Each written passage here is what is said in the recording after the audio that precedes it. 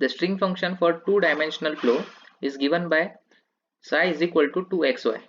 The velocity at 2, 2 is. So the psi function is given here and we have to find out velocity at this point.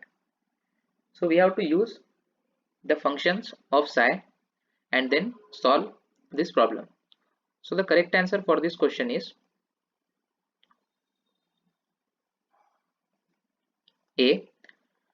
So before starting this, you should know these two formulas for psi. If psi function is given, then velocity in x direction is u, velocity in y direction is v.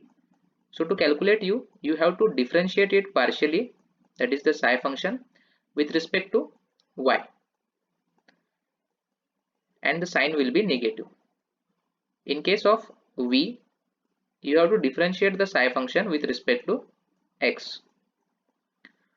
So if you do this, then you will get the two values, and then substituting the given point we can get the answer.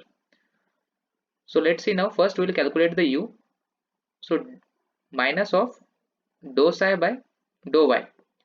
So if you do the partial differentiation with respect to y of this function, then this x will be constant and we will get 2x and the sign will be minus.